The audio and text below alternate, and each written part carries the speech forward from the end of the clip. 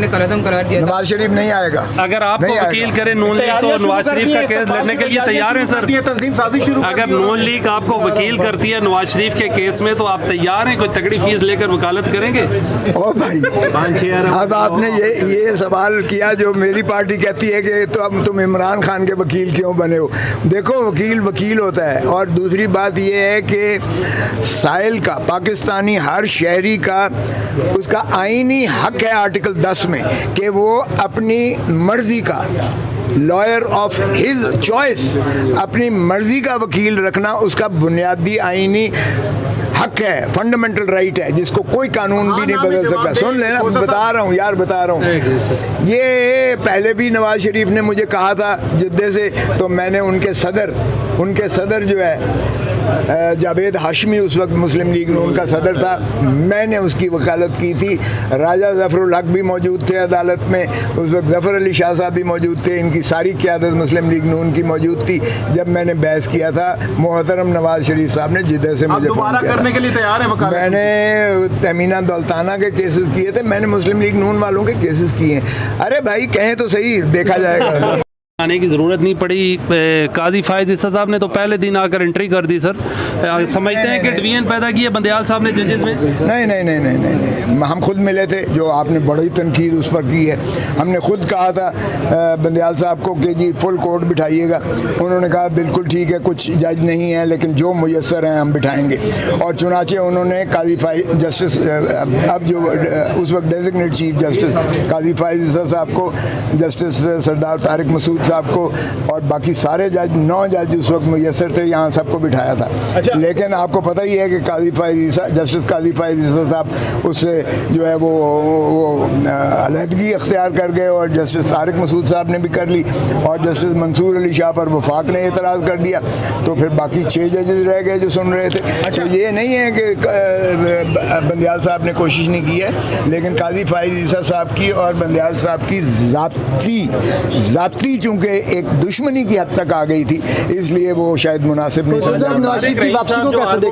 इनमें किस हद तक वजन है? वो तो जजेस उनको बार बार कह रहे हैं, हमने तो मार्शल लॉ के भी जजेस ने फैसले दिए हैं, लेकिन हमने फैसले नहीं देखने, जजमेंट नहीं देखनी, हमने तो कानून और आइन को देखना है सर।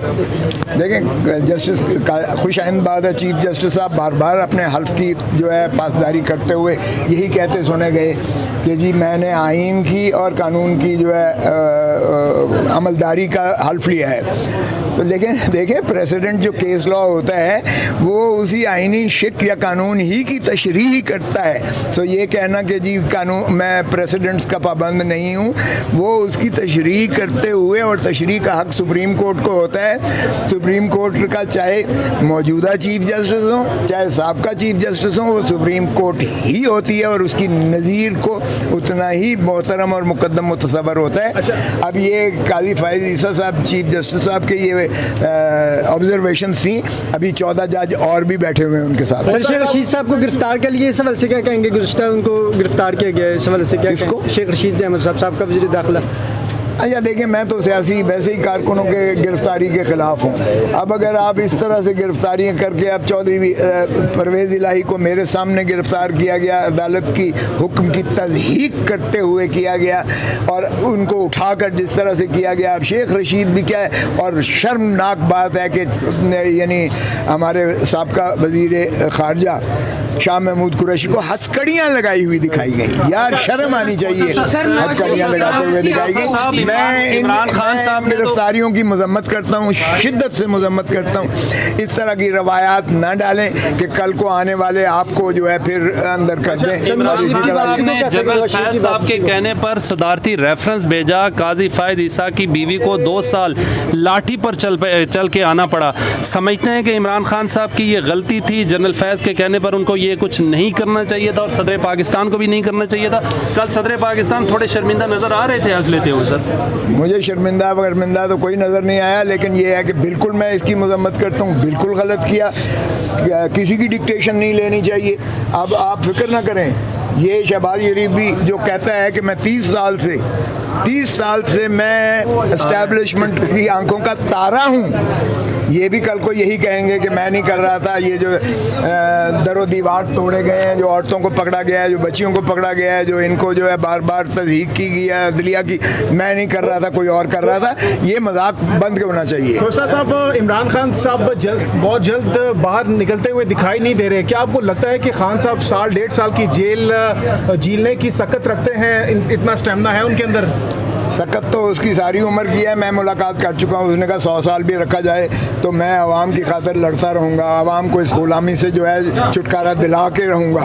सो इसलिए उसे जान की परवाह नहीं है। वो आपको पता ही है, ज़िद्दी भी है और वो स्पोर्ट्समैन भी है। बाकी रहा ये आपकी गलतफहमी है कि साल 1.5 इस मुल्क में तो अगले दिन पता नहीं होता। अगर 9 मई ना हुआ होता तो आज खान का जो है आसमान पर होता। इसलिए यहाँ कुछ भी हो सकता है।